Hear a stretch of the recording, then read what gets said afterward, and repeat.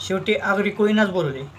तब्बल 33 तासानंतर लालबागच्या राजाचे विसर्जन झाले व कुठेतरी अहंकार हरला आणि भक्ती जिंकली हे साध्य झाले.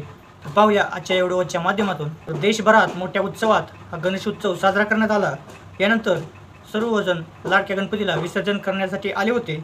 मात्र लालबागचा राजा गणेश मूर्तीचं विसर्जन कित्येक तास उलटणही झालेलं नव्हते. म्हणजे लालबागच्या राजाचे विसर्जन हे काही तास खूप तास झाले तर विसर्जन अद्याप झालेलं नव्हते.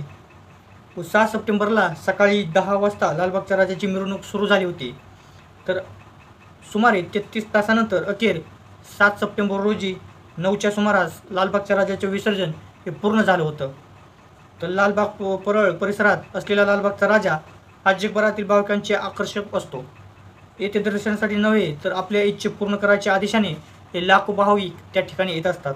दरम्यान यंदा लालबागच्या राजाचे विसर्जन निर्धारित वेळेत न झाल्याने उलटसुलट चर्चा ही पाहायला मिळत आहेत. व नेमकं घडलंय काय हे पाहूया.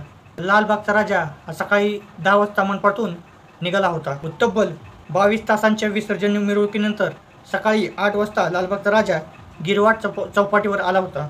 त्यानंतर आरती होऊन 1.5-2 तासात गणपतीचे विसर्जन होणे हे अपेक्षित होते. मात्र तोपर्यंत समुद्राला मोठी भरती आली होती. त्यानंतर लालबागचा राजाचा पाठ जड झाला. हा पाठ स्वयंचलित तर्फ्यावर चढ नसल्यामुळे लालबागच्या राजाचे विसर्जन हे लांबले. यापूर्वी लालबागच्या राजाच्या विसर्जनासाठी वापरण्यात येणारा तराफा हा वेगळाच होता. पण यंदा नव्याने तयार करण्यात आलेला तराफ्याचा आकार हा दुप्पट होता. ओटीच्या वेळी लालबागचा राजा तराफ्यावर घेतला जातो आणि भरतीच्या वेळी त्याचे विसर्जन केले जाते. मिरवणूक चौपाटीवर पोहोचण्यास 10 ते 15 मिनिटं उशीर झाला. त्यामुळे मिरवणूक भरती सुरू झाल्यानंतर तेथे पोहोचली.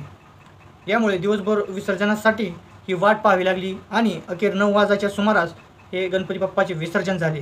आणि यासाठी त्या मंडळाकडून ही दिलगिरी व्यक्त करण्यात आली व हा सर्व मान हा कोळी बांधवांना भेटला होता. तर मित्रांनो, तुम्हाला या व्हिडिओबद्दल काय वाटतं आणि या झालेल्या उशिराबद्दल नेमकं काय वाटतं हे कमेंटमध्ये एकदा नक्की कळवा. भेटूया अशाच एका नव्या व्हिडिओमध्ये. तोवर आपल्या मराठी भूमी चॅनलला सबस्क्राईब करा, लाईक करा आणि शेअर करा. जय महाराष्ट्र.